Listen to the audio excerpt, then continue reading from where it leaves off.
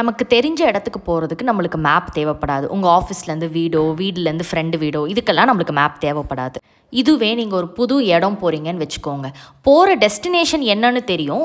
ஆனால் நீங்கள் மேப் பார்த்தே போனாலுமே சம்டைம்ஸ் நம்மளுக்கு டவுட் வரும். நம்ம கரெக்டான இடத்துக்கு தான் போகிறோமா, இல்லையே இது ரொம்ப தூரமாக இருக்கிற மாதிரி இருக்கே, இல்லையே ஒரு வேளை நம்ம தப்பாக வந்துட்டோமோ, இந்த மாதிரி எல்லா டவுட்ஸுமே நம்மளுக்கு அங்கே டெஸ்டினேஷன் போகிற வரைக்கும் இருக்கும்.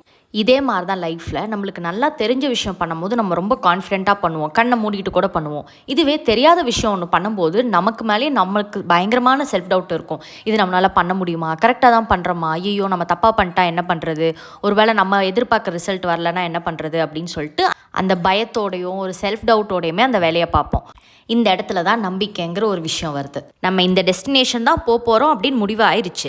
அதை நம்பிக்கையோடு போகலாம்ல, ஆனால் நம்ம போக மாட்டோம். நமக்கு நிறைய டவுட் வரும். நம்ம தப்பாக தான் பண்ணுறோமோ, இல்லை வேறு யாராவது கெடுத்துருவாங்களோ, இல்லை நம்மளுக்கு ஏதாவது ஒரு தடங்கள் வந்தால் அதை எப்படி ஓவர் கம் பண்ணுறது, இந்த மாதிரி நிறைய விஷயங்கள் வந்துக்கிட்டே தான் இருக்கும். இன்னொரு வகையில் யோசிச்சு பார்த்தோம் அப்படின்னா, இந்த மாதிரி செல்ஃப் டவுட்டோ ஒரு கொஸ்டினோ இல்லாமல் நம்ம அந்த ஃபுல் ஜேர்னியை கவர் பண்ணுறோன்னு வைங்களேன், நமக்கு கொஞ்சம் அசால்ட்டு தனம் வந்துடும். நம்ம பண்ணுறது எல்லாமே கரெக்டு தான், யார் நம்மளை என்ன கேட்க போகிறா அப்படின்னு சொல்லிட்டு ஒரு இது வந்துடும். இதில் ரெண்டுமே ரெண்டு எக்ஸ்ட்ரீம். ஒரு விஷயம் எடுக்கும்போது ஐயோ நம்ம பண்ணுவோமா அப்படிங்கிற செல்ஃப் டவுட்னால அந்த வேலை கிடக்கூடாது. இதெல்லாம் வேலை தானே நான் பார்த்துப்பேன் அப்படிங்கிற ஓவர் கான்ஃபிடன்ஸ்னாலே அந்த வேலை கிடக்கக்கூடாது.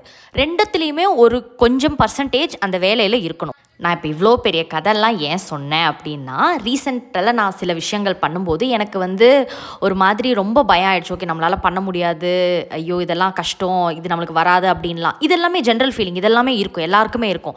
பட் அதை நான் ஓவர் கம் பண்ணி பண்ணுறேன்னா அப்படிங்கிறது தான் என்னோட பாயிண்ட்டாக இருந்தது. அப்போ தான் எனக்கு இந்த மேப் ஸ்டோரி ஞாபகம் வந்துச்சு. பிகாஸ் நான் ஒரு தெரியாத இடத்துக்கு போகும்போது எனக்கு நம்பிக்கையே இல்லை. நான் போகிற இடம் கரெக்டுன்னு எனக்கு தெரியும், ஆனால் போகிற வழி எனக்கு டவுட்டாகவே இருந்தது. பட் இந்த மாதிரி யாராவது புதுசாக ஏதாவது ஒன்று பண்ணுறதுக்கு யோசிச்சுட்ருக்கீங்க, ஏதாவது ஒரு சைன் தேடுறீங்க அப்படின்னா இந்த வீடியோவை சைனாக எடுத்துக்கோங்க. தயவு செஞ்சு என்ன நினைக்கிறீங்களோ அதை பண்ணிவிடுங்க.